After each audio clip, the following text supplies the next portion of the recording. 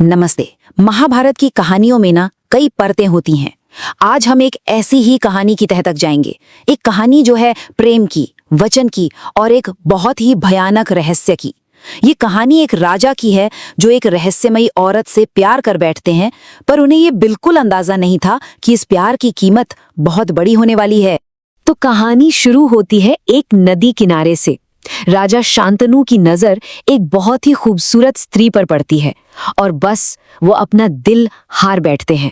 लेकिन यहीं पर इसी नदी किनारे पर एक ऐसा वादा होता है जो उनकी पूरी दुनिया को हमेशा के लिए बदल कर रख देने वाला था। तो चलिए कहानी के पहले हिस्से में चलते हैं। देखते हैं राजा शांतनु और उस रहस्यमयी स्त्री की वो पहली मुलाकात, वो मुलाकात जिसने उनकी किस्मत को एक नया मोड़ दे दिया। शांतनु उस स्त्री की सुंदरता में पूरी तरह खो जाते हैं, इतना कि वो एक पल भी नहीं सोचते और सीधे शादी का प्रस्ताव रख देते हैं। उन्हें क्या पता था कि वो कोई आम स्त्री नहीं बल्कि खुद नदी की देवी गंगा थी। और यहीं से कहानी एक बहुत ही दिलचस्प मोड़ लेती है। गंगा शादी के लिए मान तो जाती हैं, पर वो एक ऐसी शर्त रखती हैं, एक ऐसी अजीब शर्त जिसके बारे में राजा ने कभी सपने में भी नहीं सोचा होगा। गंगा की शर्त बड़ी सीधी और उतनी ही अजीब थी। उन्होंने कहा, हे राजन, मैं आपकी पत्नी बनूंगी, पर एक शर्त है। आप कभी नहीं पूछेंगे कि मैं कौन हूं, या मैं जो भी करूं उस पर कभी कोई सवाल नहीं उठाएंगे। अब प्यार में डूबे राजा शांतनु ने फौरन हाँ कर दी। राजा तो बस खुशी से फूले नहीं समा रहे थे। उन्होंने वचन दे दिया कि वो गंगा की हर बात मानेंगे, पूरी तरह से। पर उन्हें इस बात का जरा भी अंदाजा नहीं था कि उनका ये एक फैसला आगे चलकर कितना भयानक साबित होगा। और अब कहानी का रुख बदलता है। अब तनाव और दुख का दौर शुरू होता है, क्योंकि शांतनु का वो वादा अब बहुत ही भयानक तरीके से उनके सामने आने वाला था। गंगा और शांतनु के घर एक के बाद एक 7 बेटे पैदा हुए। 7, ये संख्या जरा ध्यान में रखिए, क्योंकि इसके बाद जो हुआ वो दिल दहला देने वाला है। देखिए, एक एक करके 7 बेटे पैदा हुए और एक एक करके गंगा ने उन 7 को नदी में डुबो दिया। और शांतनु, वो अपने ही वचन में बंधे थे, बस मजबूर होकर इस भयानक मंजर को अपनी आंखों से देखते रहे। बार बार सोचिए जरा, कोई माँ ऐसा क्यों करेगी, भला अपने ही बच्चों के साथ? और एक राजा, एक पिता अपने ही वादे के जाल में फंसकर ये सब कैसे देख सकता है? यही सवाल ही तो इस कहानी की जान है।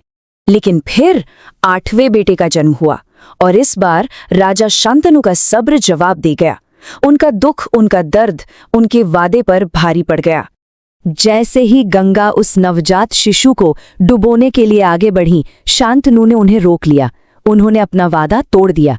उन्होंने पूछ ही लिया, तुम अपने ही बच्चों को क्यों मार रही हो? और बस वादा टूट गया। गंगा गुस्से में थी, पर उन्होंने कहा, ठीक है, मैं इस बेटे को नहीं मारूंगी, लेकिन अब मुझे जाना होगा हमेशा के लिए। वादा टूटने की ये कीमत थी। तो अब सालों बाद हम कहानी के आखिरी हिस्से में पहुंचते हैं। अब फोकस उस एक बेटे पर है जो बच गया था, राजकुमार की वापसी। तो देखिए, 8वें बेटे का जन्म हुआ। गंगा उसे लेकर चली गई और फिर कई साल बीत गए। उन सालों में राजकुमार को हर तरह की शिक्षा दी गई और अब भाग्य ने उन्हें फिर से मिलाने का फैसला किया था। कई साल बाद शांतनु नदी किनारे एक नौजवान को देखते हैं।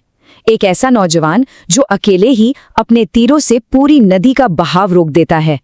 शांतनु हैरान रह जाते हैं। वो नहीं जानते थे ये कौन है, पर उसकी शक्ति देखकर वो दंग थे। और तभी गंगा आखिरी बार प्रकट होती हैं। वो बताती हैं कि ये कोई और नहीं बल्कि उन्हीं का बेटा है, देवव्रत। गंगा ने बताया कि देवव्रत को कैसी शिक्षा मिली है। उन्हें महर्षि वशिष्ठ से शास्त्रों का ज्ञान मिला, महान परशुराम से युद्ध कला सीखी, और वो राजनीति में भी उतने ही माहिर थे जितने युद्ध में। मतलब वो हर तरह से तैयार थे अपने पिता के पास लौटने के लिए।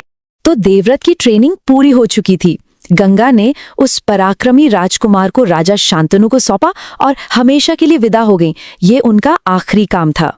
एक ऐसा जीवन जो एक टूटे हुए वादे से शुरू हुआ था, जरा सोचिए, ऐसे राजकुमार की किस्मत में क्या लिखा होगा। यही राजकुमार आगे चलकर भीष्म कहलाए और उनकी कहानी महाभारत की नींव बनी।